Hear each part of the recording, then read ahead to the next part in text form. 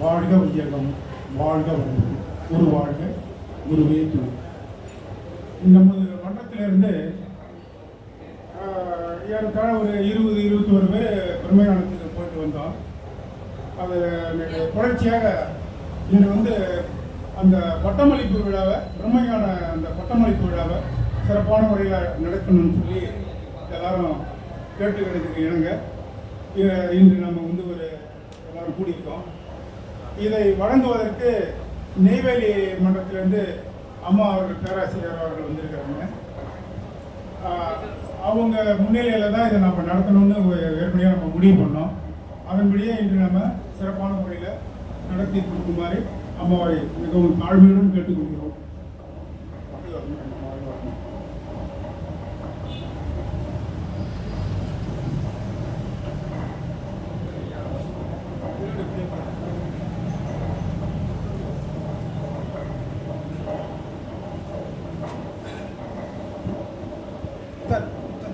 வாழ்க வையகம், வாழ்க வையகம், வாழ்க வளமுடன், குரு வாழ்க, குருவே துணை. இந்த மாபெரும் நிகழ்ச்சி, அதாவது ஒரு பிரம்ம ஞானத்தை அடைந்து, அதாவது அந்த அறிவை பெற்று நமது பண்ருட்டி மங்களா திரு தவ மையத்திலே முதல் முறையாக எல்லாருடைய ஒத்துழைப்பினாலும் அம்மாவுடைய மிகப்பெரிய கருணையினாலும் இந்த அகத்தாய்வு பயிற்சி நமக்கு கிடைக்கப்பட்டு நாம் அந்த ஆழியறையில் மகானுடைய காந்த களத்தில் நாம் அனைவரும் அந்த ஆற்றலை பெற்று இங்கே நாம் குவித்து இந்த நிகழ்ச்சியை நாம் கொண்டாடி கொண்டிருக்கின்றோம். இந்த அற்புதமான நிகழ்ச்சிக்கு ஏற்பாடுகள் செய்து மிக சீரும் சிறப்புமாக அனைவருடைய ஒத்துழைப்பும் இங்கே நல்கி இருக்கின்றது. இந்த நிகழ்ச்சியை வரவேற்புரை நமது மன்றத்தினுடைய தலைவர் துணை பேராசிரியர் ஐயா பாலகிருஷ்ணன் ஐயா இங்கே வழங்கி சென்றுள்ளார். இந்த தலைமை உரையை துணை பேராசிரியர் புருஷோத்தமன் அவர்களை இங்கே ஆற்றுவதற்காக வரவேற்கின்றேன். வாழ்க வையகம், வாழ்க வளமுடன்.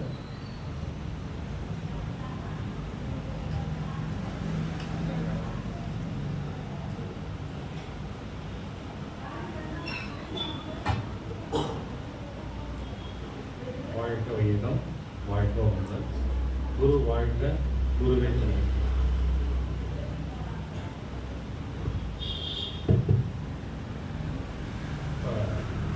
பண்ருட்டி மங்களத்தில் தவமையம் சார்பாக முதல் முறையே 21 பேர் போனது ரொம்ப மகிழ்ச்சியான விஷயமா இருக்கு.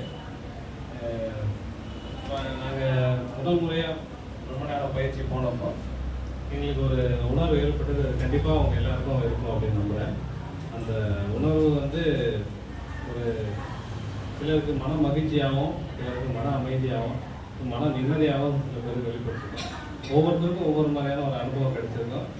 அந்த நாட்களை நம்ம கண்டிப்பாக மறக்கவே முடியாது. முதல் முறை பயணத்தை கண்டிப்பாக எல்லாராலையும் அந்த மகிழ்ச்சியோட உயிர் கலப்பு நடந்த அந்த நிகழ்வு நம்ம தவ மையத்தில் தவம் பண்ணுறோம்.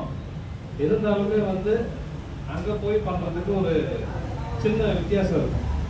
அந்த வித்தியாசம் என்ன அப்படின்னு பார்த்தீங்கன்னா, முதல்ல பார்த்தீங்கன்னா அந்த வெளி தொடர்புகள் எதுவும் இல்லாமல் அங்கே அமைதியாக உட்காந்துருக்கிறது. இந்த ஃபோனே இப்போ கொஞ்சம் டவரே கிடைக்காது. அதனாலேயே உங்களுக்கு டிஸ்டர்பன்ஸ் குறைஞ்சிரும். அடுத்து பார்த்தீங்கன்னா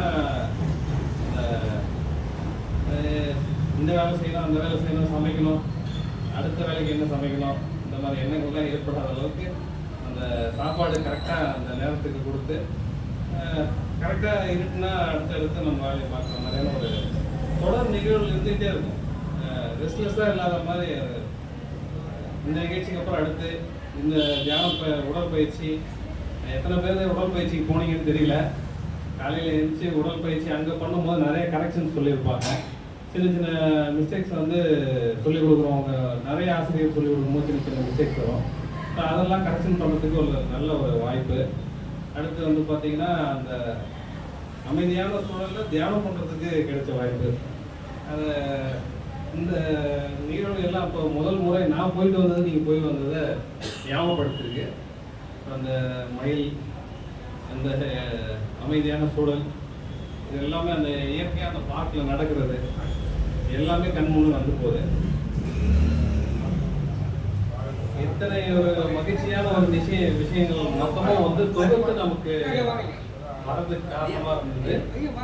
பார்த்தீங்கன்னா நம்ம ஒவ்வொருத்தரும் வந்து செய்த மெனக்கெடுதல் தான். அதனால கண்டிப்பா உங்க அனைவருக்கும் வந்து வாழ்க்கை வளமுடன் சொல்லி வாழ்த்துக்கள் தெரிவிச்சுக்கிறேன்.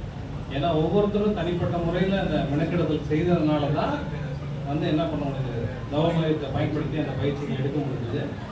எல்லா ஆசிரியர்களும் உங்களுக்கு தேவையான பயிற்சியை எல்லாருமே வந்து கலந்து சொல்லி கொடுத்துருப்பாங்க. அதுலேயும் அம்மா வந்து தொடர்ந்து வந்து கிட்டத்தட்ட 2 வாரம்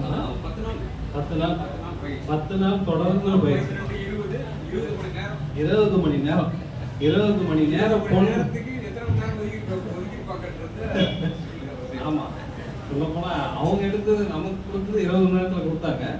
ஆனா அதை அவங்க ரிசீவ் பண்றதுக்கு அவங்க ரொம்ப அதிக நேரம் மெனக்கெட்டு கொடுப்பாங்க. அந்த நம்ம வாழ்க்கையில ஒரு பொன்னான மணி நேரங்கள் அப்படின்னு சொல்லலாம். அதோட பலனா நம்ம வந்து இன்னைக்கு வந்து பிரம்மஞான பயிற்சியை முடிச்சிருக்கோம். பிரம்மஞான பயிற்சி வந்து நமக்கு கிடைச்சிருக்கு அப்படின்னா நமக்கு ஒரு வகையில் நமக்கு வந்து ஒரு புண்ணியம் தான் சொல்லணும். ஏன்னா அவ்வளோ எளிதில் எல்லாருக்கும் கிடைக்காது. இதில் ஆன்மீகத்தில் பக்தி வழிபாட்டில் இதுக்கு நிறைய தடைகள்லாம் இருக்குது. எல்லாருக்கும் போய் இது சேரவும் கூடாதுன்ற மாதிரியான முறைகள்லாம் நிறைய இருக்குது. அதனால் எல்லாருக்கும் இது கொடுக்கவும் மாட்டாங்க. அதனால் வந்து மகரிஷி நமக்கு என்ன பண்ணியிருக்காருன்னா சிம்பிளிஃபை பண்ணி எளிய முறை உடற்பயிற்சி பண்ண மாதிரி காயங்கள் போன்ற மாதிரி பிரம்மஞானமும் நமக்கு வந்து எளிய முறையில் நமக்கு சுலபமாக நம்ம அறிவு கெட்டும்படியாக ஒரு பயிற்சியை நமக்கு கொடுத்துருக்காரு. நம்ம இது வரைக்கும் நம்ம கற்றுக்கிட்ட பயிற்சியில் பிரம்மஞானம் தான் வந்து பார்த்தீங்கன்னா ஃபைனல் சப்ஜெக்ட். இது வரைக்கும் நீங்கள் பண்ண தியானத்தில் இறைநிலை தவம் தான் வந்து ஃபைனலான ஒரு தியானம். இது மட்டும்தான் அங்கே ஆழியாக எடுப்பாங்க. மற்றதெல்லாம் நம்ம தவ மையத்தில் எடுத்துருக்கோம். இப்போது இதில் அடிஷ்னலாக உங்களுக்கு அங்கே என்ன அனுபவம் இருந்திருக்கோம்னா கண்ணாடி பயிற்சி கிடைச்சிருக்கோம். கண்ணாடி பயிற்சி அதோட அனுபவங்கள் உங்களை யாரெல்லாம் அந்த உங்களுக்கு கூப்பிட்டு கண்டிப்பாக வந்து என்ன பண்ணுவாங்க, ஏதாச்சும் பேசுங்க அப்படின்வாங்க. ஸோ எந்தெந்த இடங்கள் நீங்கள் பேசலாம்னு குறிப்பிட்டு சொல்லலாம். அப்புறம் வந்து பார்த்தீங்கன்னா நம்மளாம் சொன்ன சப்ஜெக்டை விட அவங்க அதிக சப்ஜெக்ட் சொல்லியிருப்பாங்க. எவ்வளோ சப்ஜெக்ட் சொல்லியிருப்பாங்க அப்படின்னு சொல்லிட்டு பார்த்தீங்கன்னா அவர் கணக்கில் பாருங்கள் எவ்வளோ அந்த டெடிகேஷன் இருக்கும். அவங்க ஆழியாரில் பார்த்தீங்கன்னா அந்த டைம் மேனேஜ்மெண்ட்டு, எவ்வளோ நேரம் பேசணும், ஒரு ஆசிரியர் கொடுக்க வேண்டிய நேரம், ஸ்லைட்ஸ் ப்ரிப்பரேஷனு, உண்மையிலே நம்ம கட்டுற படத்துக்கு தங்குற இடம் சாப்பாடு இடம் மட்டும்தான் பயிற்சி ஃப்ரீன்னு தான் சொல்லணும். என்ன அவ்வளோ மெனக்கெடுதலோட அந்த பயிற்சி, அவ்வளோ ஆசிரியர்கள், அவ்வளோ டீம் வந்து பின்னாடி ஒர்க் பண்ணியிருக்காங்க, சிஸ்டமைஸ் பண்ணியிருக்காங்க. இப்போ நமக்கு வந்து இப்படி ஒரு அற்புதமான வாய்ப்பு அமைய கண்டிப்பாக வந்து பார்த்தீங்கன்னா மாஸ்டர் ரொம்ப மெனக்கெடுத்துருக்காரு. அண்ணனை வந்து நானே வந்து மிகைப்பட்டு சொன்னால் நாங்கள் 2 பேர் சொல்லிக்கிட்ட மாதிரி இருக்கோம். நான் அவரை மிகைப்படுத்த அவர் என்ன மிகைப்படுத்துற மாதிரி இருக்கும். அதனால் கண்டிப்பாக ஆனால் அவருடைய மெனக்கெடுதல் தான் வந்து அதிகம். அது ஒரு வார்த்தையோட அதை முடிச்சுக்கிறேன்.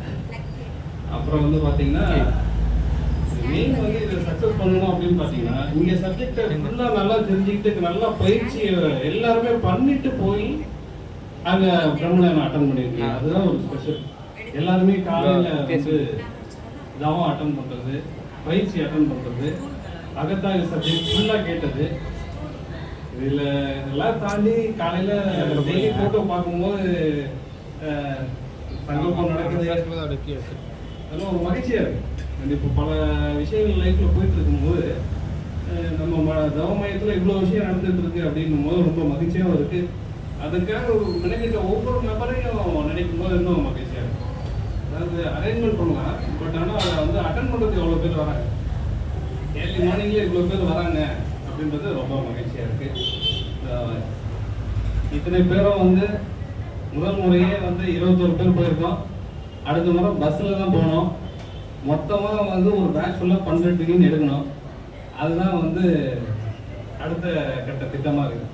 அது ஒரு டைமில் இப்போ 200 பேர் உட்காராங்க, 600 பேர் 600 பேர் 12 கிளம்பி மொத்தமாக போய் உட்காரோம். அதுதான் நம்ம வந்து இலக்காக வச்சுட்டு நம்ம வந்து ஒர்க் பண்ணோம். அது எதுக்காக அப்படின்னு பார்த்தீங்கன்னா நம்ம நல்லா இருந்தால் தான் நம்ம சுற்றுத்தார் நல்லா இருந்தால் தான் நம்மளும் நல்லா இருக்கணும், நம்மளும் நல்லா இருந்தால் தான் அவங்க நல்லா இருக்கணும்.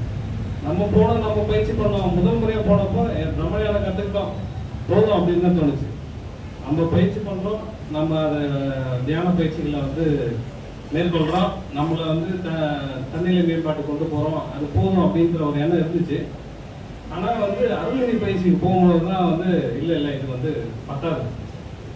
என்னதான் நம்ம வந்து தனிப்பட்ட முறையில் நம்மளை மேன்மைப்படுத்துறதுக்கு பயிற்சி பண்ணாலும் தியானம் பண்ணாலும் தன்னை சுற்றி இருக்கக்கூடிய அட்மாஸ்பியரில் சுற்றி இருக்கிறவங்க நம்ம திரும்ப என்ன பண்ணுவாங்க, பழைய இடத்துக்கு எடுத்துன்னு போயிடுவாங்க. நம்ம என்ன பண்ணணும்னா அட்மாஸ்பியரையும் கொஞ்சம் மாற்ற வேண்டியது. அதனால் வந்து என்ன பண்ணலாம்னா நம்ம சார்ந்த அத்தனை நண்பர்களுக்கும் நம்ம குடும்பத்தினருக்கும் உறவினர்களுக்கும் எல்லாருக்கும் வந்து இதை பற்றி எடுத்து சொல்லுங்கள். கிண்டல் பண்ணலாம், வரமாட்டேன்னு சொல்லலாம், இல்லை வந்து சரி என்னதான் இருக்குன்னு பார்க்கலாம்னு வரலாம். ஸோ ஏதாவது ஒன்று நடக்கும். அதில் திரும்ப வந்து அந்த தொடர் முயற்சியினால அதெல்லாம் பார்க்கும் போதெல்லாம் எல்லாத்தையும் பேசுவார். முதல் முறை பேசும்போதே பயிற்சி பற்றி தான் பேசுவார். அதெல்லாம் பார்க்கும்போது நான் கொஞ்சம் நெருக்கமான தான் அடுத்து பயிற்சி பற்றிலாம் சொல்லுவேன். இல்லை ஏதாச்சும் வலி இருக்குது, ஏதாவது பிரச்சனை இருக்குதுன்னு சொல்கிறாங்கன்னா தான் வந்து பயிற்சியை பற்றிலாம் ஆரம்பிப்பேன். அதனால் பொறுத்த வரைக்கும் ஏதாவது பேசுனாங்கனாலே ஃபஸ்ட்டு வாழ்க்கை வளர்ப்பாங்க. அதுக்கப்புறம் வந்து என்ன பண்ணுறீங்க ஏது பண்ணுறீங்கன்னு கேட்டு நேராக சப்ஜெக்டுக்குள்ளே தான் வந்துடுது. இதுதாங்க வந்து வாழ்க்கைக்கு அவசியமானது அப்படின்னு சொல்லிட்டு வந்துடுவேன். நம்ம அந்தளவுக்கு இல்லைனாலும் ஓரளவுக்கு நம்ம எடுத்து சொன்னால் கேட்கக்கூடியவங்களுக்காக கண்டிப்பாக வந்து என்ன சொல்லணும், மனவளக்கலை பற்றி எடுத்து சொல்லி நம்ம குடும்பத்தினர், நம்மளுடைய குழந்தைங்க, நம்மளுடைய சுற்றத்தார் ஏதோ ஒரு வகையில் துன்பத்தில் இருக்கக்கூடிய ஒருத்தவங்களுக்கு இந்த மனவளக்கலையில் சொல்லி அந்த வழியிலேருந்து அவங்க வெளியில் போகிற மாதிரி. அப்துல் கலாம் ஐயா ஒரு பேர் சொல்லியிருப்பார், யாராவது ஒரு மனிதனுடைய துன்பத்தை வந்து போக்கும்படியாக ஒரு செயல் செய்துட்டோம்னா நம்ம மனிதனாக வந்து வாழ்றதுக்கான தகுதியை பெற்றிருக்கோம் அப்படின்னு சொல்லி ஒரு மேடையில் சொல்லியிருப்பார். ஸோ அப்படிப்பட்ட ஒரு விஷயத்தை நம்ம என்ன பொருளாதாரத்தை வச்சு பண்ண முடியுமா, இல்லை வந்து பதவியில் இருக்கோமா, அதில் இருந்து பண்ணுறது. அப்போ நம்மகிட்ட இருக்கக்கூடியது ஒரு யோக கலை இருக்குது. இது கொடுக்கறது மூலயமா அவங்களுடைய உடல் துன்பமோ, மன துன்பமோ, இல்லை வாழ்க்கை துன்பமோ, இல்லை குடும்ப சிக்கல், ஏதோ ஒரு விஷயம் அவங்க சரியாகி அவங்க மகிழ்ச்சியாக இருக்காங்கன்னா அதுவே நமக்கு போதுமானதாக இருக்கும். அதனால் வந்து நம்ம தொடர்ந்து மாதம் நம்ம பிரம்ம பயிற்சி போகிற மாதிரி தொடர்ந்து நம்ம வந்து பண்ணணும். அதே மாதிரி அங்கே இப்போ கற்றுக்கிட்ட விஷயத்த நம்ம வந்து என்னென்னா லைஃப்பில் இம்ப்ளிமெண்ட் பண்ணணும். எந்த ஒரு விஷயத்தையும் நம்ம கற்றுக்கிட்டோம் அப்படின்னா அதுவே பெரிய விஷயம் தான். கண்டிப்பாக ரமணியானம் கற்றுக்கிறதே பெரிய விஷயம் தான். ஆனால் அதை வந்து பயன்படுத்தலைன்னா வந்து அதை நம்ம வந்து அதை வேல்யூவேட் பண்ணலை அப்படின்ற மாதிரி தான். அதனால் வந்து ஒரு விலை மதிப்பான ஒரு பொருள் நம்ம கையில் கிடைச்சிருக்குன்னா அதை எப்படி வந்து பாதுகாப்பாகவும் பத்திரமாகவும் கூட்டி வச்சிடக்கூடாது, பயன்படுத்திக்கணும் அப்படின்றது தான் என்னுடைய தாழ்மையான கருத்தாக இருக்குது. வாழ்க்கை அடுத்தபடியாக நமது பண்ருட்டியில் இந்த அளவுக்கு இந்த மனவளக்கலை மன்றம் உருவாகிறதுக்கு பேர் யார் அப்படின்னா நம்ம கஜலட்சுமி அம்மா தான். அவங்க வந்து ஒரு 2 வார்த்தை பேசும்படி கேட்டுங்க.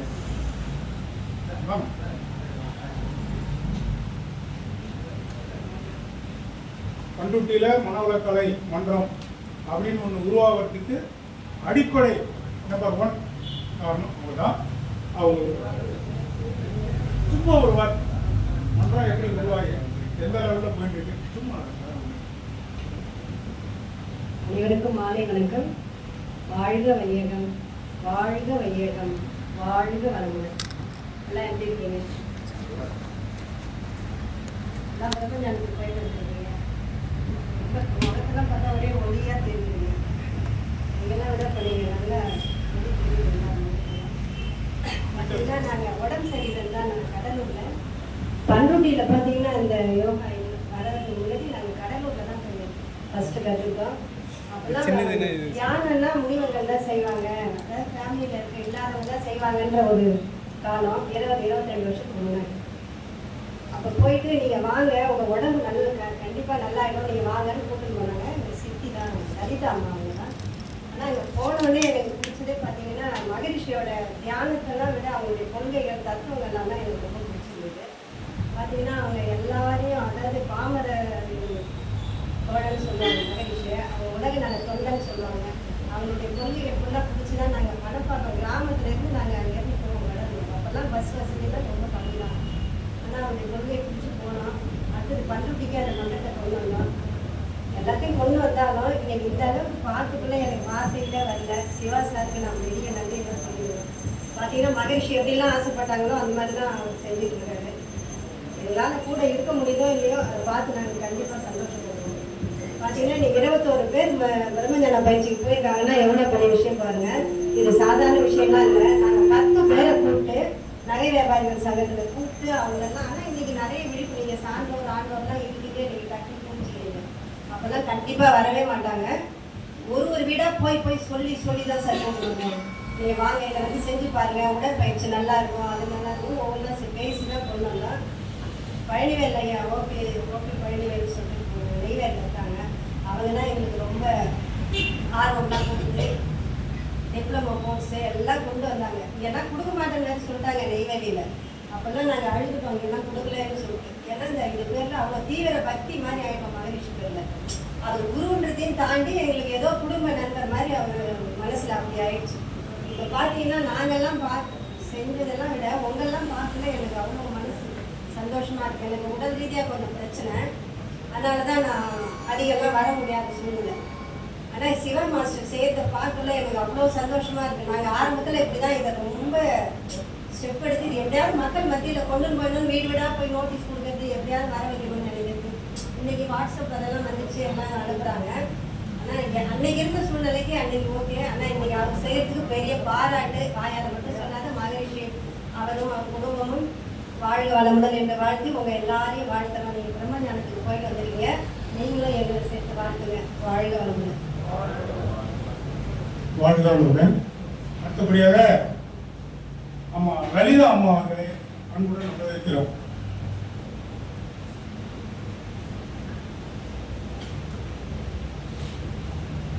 பிரம்மஞானத்துக்கு போய் வந்தவங்க வாழ்க்கை 2 வயசு.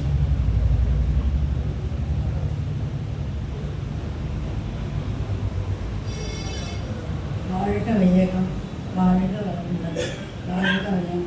குருவரும் இருவரும் துணைப்பெறட்டும், வழிநடத்தட்டும். பண்ருட்டியில் 2003 மனோல கலை மன்றம் ஆரம்பித்தோம். அதுலேருந்து கொஞ்சம் அதிகமாக பண்ண முடிச்சு அறக்கட்டளை தவமையை ஆரம்பித்தோம். 2010 அறக்கட்டளையை ரெடி பண்ணோம், எல்லாம் செஞ்சோம். ஆனால் டெவலப்மெண்ட் பண்ணுறதுக்கு நிறைய திருக்கோள் வரணும்னு ரொம்ப ஆர்வமாக இருக்கிறோம். சொந்த இடம் மகரிஷி வரணுன்ட்டு அது இந்த 23 ஆண்டாக ரெடி பண்ண முடியல. ஆனால் இன்றைக்கி வந்து பங்களா தெருவில் தவமையத்தில் எடுத்த உடனேவே 21 பேர் பிரம்மஞானம் பேட்சுக்கு போனது பண்ருட்டில் இதான் முதல் முறை. நாங்கள் கடலூரில் கற்றுக்கிட்டு அங்கே தான் தீட்சை எடுத்தோம் பகவத மடத்தில். 2000 தீட்சை எடுத்து 2005 அருள்நிதியாகி எங்கே தோன்றனாலும் போய் செஞ்சிடும். நெய்வேலி, விழுப்புரம், கடலூர், மஞ்சக்கப்பம், பாண்டிச்சேரி எங்கே போட்டாலும் எந்த இடத்துல இருந்தாலும் போவோம் வருவோம் செய்வோம்னாக்கா ஒரே பேச்சில் அம்மா வந்து மணிநாளி அம்மா வந்து ஒரே பேச்சில் இந்த அளவுக்கு. அப்போல்லாம் அகத்தாய் வந்து 2 நாள் மாதம் வருதுதான். இப்போ பரவாயில்ல, 10 நாளில் எல்லாத்தையும் முடித்து இன்னைக்கு வந்து ரொம்ப சந்தோஷமாக இருக்குது. மனவளன்னா மனதை வளப்படுத்துறதும் மனவளக்கலை. மற்ற குருவெல்லாம் வந்து எப்படி சொல்கிறதுன்னு தெரியல, ஆன்மீகத்தை பல வழியில் கொண்டு போகிறாங்க. மகரிஷி வந்து மனம்தான் எல்லாத்துக்கும் மூல காரணம். மனத்தில் தான் இறையர்கள் இருக்குது, மனம்தான் கடவுள், மனம்தான் எல்லாமே, எண்ணம் தான் எல்லாம் வாழ்க்கை. அதனால் எண்ணத்தின் அடிப்படையில் தான் மனிதன் வாழ்க்கையும் உருவாகுது. எண்ணிய உறங்கிவிடலாம், எண்ணங்கள் உறவதில்லை. விதைகள் உறங்கிவிடலாம், விதைகள் உறங்குவதில்லை. விதைத்தவன் உறங்கிவிடலாம், விதைகள் உறங்குவதில்லை. என்ற எண்ணத்துக்கு ஏற்ப பங்களா தெருவில் இன்னைக்கு சந்தோஷமாக இருக்குது எங்களுக்கு. அந்த தவமையும் இயங்குது, இந்த தவமையும் இயங்குது. பண்ருட்டியை பொறுத்தவரை வேதத்துலேயும் நல்ல நிலையில் போயின்னு இருக்குது. எங்களெல்லாம் பார்க்க ரொம்ப சந்தோஷமாக இருக்குது. இதை தான் ரொம்ப நாள் எதிர்பார்த்தோம். இன்னைக்கு பரவாயில்ல, இந்த அளவுக்கு யார் மூலியமாவது மகிழ்ச்சி சொல்கிற மாதிரி அந்தந்த காலகட்டத்தில் யார் மூலத்துலேயாவது குரு காரியப்படுறாங்க. நமக்கு நல்ல குரு கிடச்சிக்கிறாங்க. இதை விட ஒரு குரு எங்கே தேடனாலும் கிடைக்காது. அதனால் இறையர்களும் குருவர்களும் நமக்கு வழி நடத்தி ஆன்மீகத்தின் மூலத்தரப்பை பிடிச்சிட்டோம். இதுதான் நம்மளுடைய இலக்கை நோக்கி நம்ம பயணம் பண்ணுறோம். இதை தாண்டி எதுவுமே கிடையாது. ஆழியாரில் கொடுத்த பயிற்சியெல்லாம் நீங்கள் கடைப்பிடிச்சி நல்ல நிலையில் நம்ம இறைநிலையை அடைவோம். வாழ்க்கை அடுத்தபடியாக அங்காயம்மா ஒரு சில வார்த்தைகளை பேசணும்.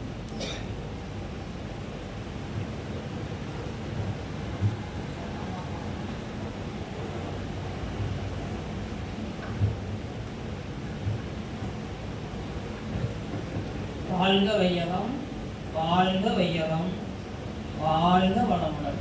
இறையருளும் குருவருளும் துணை புரியப்போம். இந்த பங்களா தெருவில் இந்த மனவளக்கலை மன்றம் நடக்குதுன்னா ஒரு பெரிய விஷயம். மகரிஷி என்றைக்கு நமக்கு ஒரு அறிவித்தல் கோயில் அறிவிப்பார் என்று எல்லாரும் மனதில் ஒரு ஆவலோடு வாழ்த்துக்கள் போடுங்கள். எல்லாரும் ஆலியார் போய்விட்டு வந்திருக்கிறீர்கள். ஆலியார் போன உடனே உங்களுக்கெல்லாம் மனங்கள் கட்டாயம் மாறி இருக்கும். அந்த கேட்டு உள்ளே போன உடனே உங்களுக்கு மாற்றங்கள் கிடைத்திருக்கும், மனங்கள் மாறி இருக்கும். நீங்கள் இதை உங்கள் குழந்தைகள், உங்கள் பிள்ளைகள், மருமக்கள், இருந்தவர்கள், அக்கம் பக்கம் இருப்பவர்கள், தெரிந்தவர்கள் எல்லாரிடமும் இதை கொஞ்சம் மனசு விட்டு பேசி சொல்லி எல்லாரையும் ஒரு வழிக்கு கொண்டுகிட்டு வந்தா பக்கத்துல நம்ம நல்லா இருந்தா பக்கத்துலயும் நல்லா இருக்கணும்னு எண்ணணும். அவங்க நல்லா இருந்தா நம்மளும் நல்லா இருக்கணும்னு எண்ணணும். இந்த மாதிரி ஒரு யோசனைகளை எல்லாம் மனசுல வச்சுக்கிட்டு மக்களை இன்னும் கொஞ்சம் ஆர்வம் படுத்துங்க. நீங்களும் அடிக்கடி இதை மறக்கக்கூடாது. அடிக்கடி நீங்க இதை மனசுல ஒரு பதிவு பண்ணிக்கணும். மகரிஷியை நினைச்சாலே போதும். மகரிஷியை உலகத்தை விலை பேசலாம், கடலுக்குள்ளே போய் மூழ்கி வெளியே வரலாம். மகரிஷியுடைய கட்டளைகளை நம்ம ஒரு நாளும் மறக்கவும் முடியாது, நடத்தவும் முடியாது, யாருனாலையும் எடுத்து காட்டவும் முடியாது. அந்த அளவில் அவர் உலக லெவலில் கொண்டு போயிட்டார். உலக லெவலில் இந்த மாதிரி ஒரு ஞானி கொண்டுகிட்டு போனதுன்னு முதல் இடத்துல இன்றைக்கு உலக லெவலில் பேசுகிறாங்கன்னா மகரிஷி வேதாத்திரியம் தான். நீங்கள் எல்லாரும் மனசில் நல்லதோட நடத்துங்க. உங்கள் மக்களையும் பார்த்துக்கங்க. இருக்கிறவங்க உங்களுக்கு நீங்கள் இதில் நல்ல தியானம் பயிற்சிகள் எல்லாம் பண்ணி நல்ல மனசு கட்டுப்பாடோடு இருந்தீங்கன்னா உங்களை கூட வர எதிரிகள் கூட உங்களோட நல்ல மாதிரி அன்பாக இருப்பாங்க. நீங்கள் எந்த அளவில் நீங்கள் இது பண்ணுறீங்களோ, அந்த எந்த அளவில் பயிற்சியும் தியானமும் பண்ணுறீங்களோ அந்த அளவில் நீங்கள் உங்களுக்கு நன்மை கிடைக்கும். பிரச்சனைகள்லாம் ஓரளவு குறைஞ்சிடும். வீட்டு பிரச்சனைகள் இருக்க தான் செய்யும். எல்லாத்தையும் மாற்றிக்க வேண்டியதான் நம்மளா. நீங்கள் என்ன செய்யணும்னு நினைக்கிறீங்களோ அதுதான் நடக்கும். மகரிஷி என்ன சொல்கிறாரோ அதை கடைப்பிடிங்க. மகரிஷி மாதிரி ஒரு உலகத்தில் ஒரு மகான் கிடைக்கவே மாட்டாங்க. எத்தனையோ மகான்கள் தோன்றியிருக்காங்க, எத்தனையோ நடத்தைகள் நடத்துகிறாங்க. இந்த மாதிரி ஒரு மகான் கிடைச்சதில்லை. வெளிநாடெல்லாம் அறிவித்தல் கோயில் உருவாகிடுச்சு எனக்கு தெரியாது. ஆனால் இந்த நம்ம பண்ருட்டியில் ஒரு அறிவித்தல் கோயில் உருவாகிறதுக்கு எல்லாரும் வாழ்த்து போட்டு வேண்டிக்கங்க. ஆனால் நமக்கு போக வர சௌகரியமான இடத்துல இருக்கணுங்கிறத வேண்டிக்கங்க. வாழ்க வையகம், வாழ்க வளமுடன்.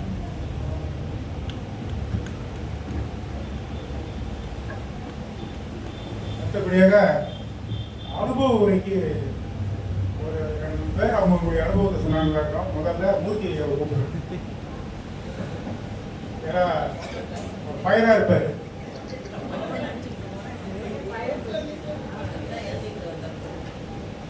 வாழ்க வளமுடன், வாழ்க வையகம், வாழ்க வையகம், வாழ்க வளமுடன். எல்லோரும் பிரம்மநாளத்துக்கு போயிட்டு வந்திருக்கிறோம். அதுல என்ன அனுபவம் கிடைச்சிருக்கோம் அப்படின்றத ஒரு ஏசகமா சொன்னார் துணை பேராசிரியர் புஷ்பகர்மன். ஒருத்தவங்களுக்கு உற்சாகம் கிடைச்சிருக்கோம், ஒருத்தவங்களுக்கு அமைதி கிடைச்சிருக்கோம். இப்ப கண்டிப்பா அந்த இடத்துல வைப்ரேஷன் இருக்கு, அவங்கவுங்களுக்கு தகுந்த மாதிரி இருக்கு. அதை நான் உணர்ந்துருக்கேன். இப்ப நம்ம ஈஸியா அந்த இடத்துக்கு போயில்ல. அம்மா அகத்தாய்வு நடத்தினாங்க.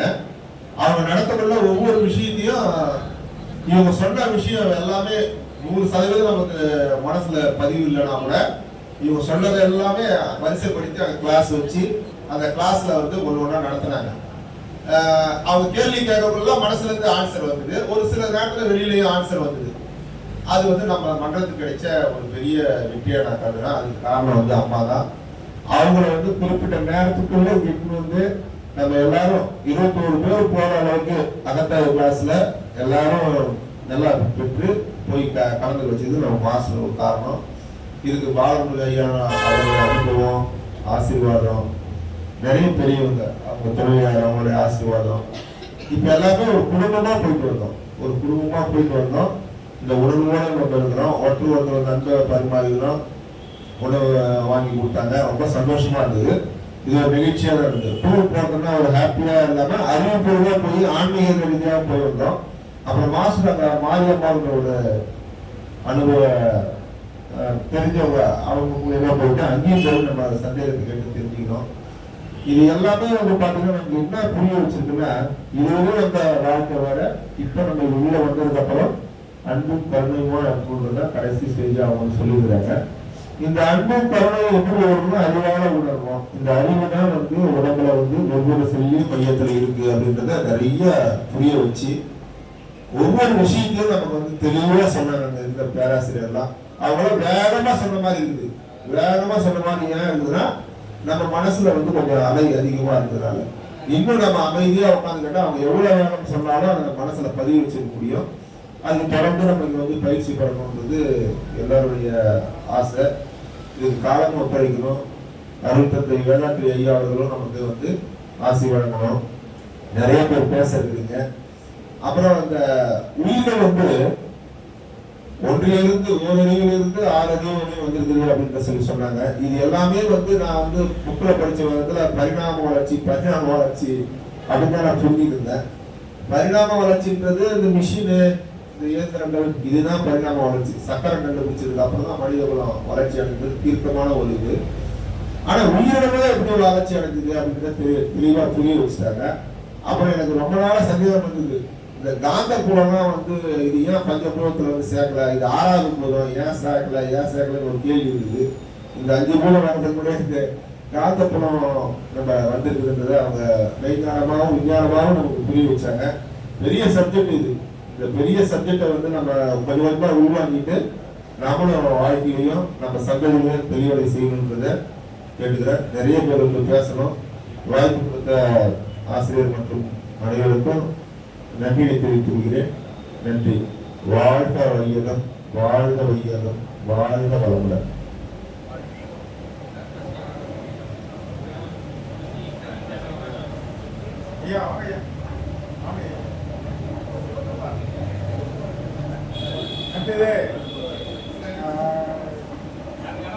வாங்க, யாரு பெரிய போடுறீங்களா நேரம்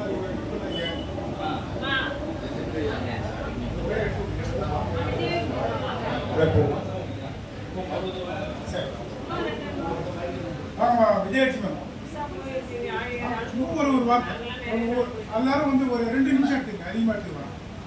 டைம் ஆயிடுச்சு.